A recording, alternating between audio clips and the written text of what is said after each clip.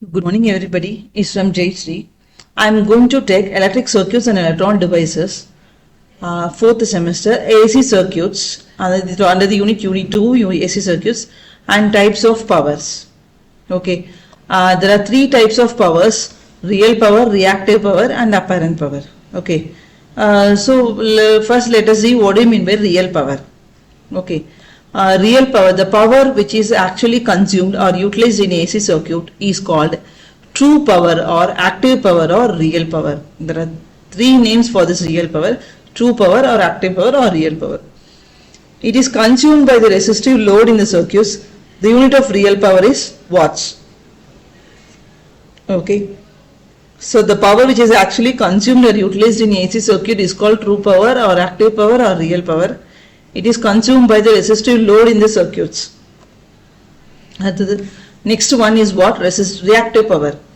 The power which flows back and forth, that means it moves in both the direction in the circuit or reacts upon itself, is called reactive power.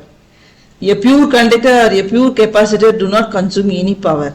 Since it is a half cycle, whatever power is received from the source by these components, the same power is returned to the source. This power which returns and flow in both the direction is called reactive power. This reactive power do not perform any useful work in the circuits. It is measured in a unit called voltage, amperes, reactive rather than watts. Next one, apparent power. The product of root mean square value of voltage and current is known as apparent power. This power is measured in kilovolt per amperes. It is purely resistive circuits. The current is in phase with the applied voltage, whereas in a purely inductive and capacitive circuit, the current is 180-90 degrees out of phase. That is, if the inductive load is connected in a circuit, the current lags voltage by 90 degree, and if the capacitive load is connected in the circuits, the current leads the voltage by 90 degrees. Hence, from above all the discussion, it is concluded that the current in phase with the voltage produce true or active power, whereas current 90 degree or out of phase with the voltage contribute to reactive power in the circuits. Therefore, true power is equal to voltage into current in phase with the voltage, and reactive power is equal to voltage into current out of phase with the voltage. That is what the difference between the two powers. 3 balanced circuits, voltage and current relations in star and delta connections. Polyphase system. An AC system having group of 2 or more than equal voltages of same frequency arranged to have the equal phase difference between them is called polyphase systems. Okay. Next one is what? Generation of 3-phase circuits. The generation of 3-phase EMF is a 3-phase circuit. In a 3-phase system, there are 3 equal voltages or EMF of same frequency having the phase difference of 120 degrees.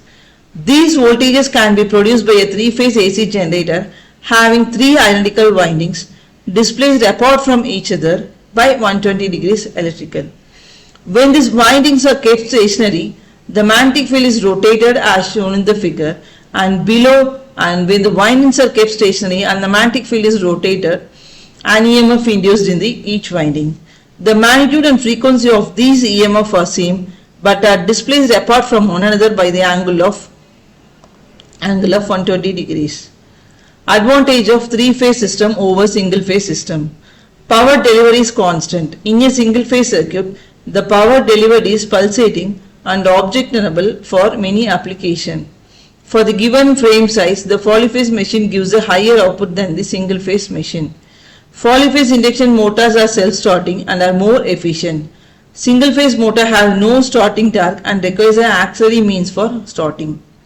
Comparing with the single-phase motor, 3 induction motor has high power factor and efficiency.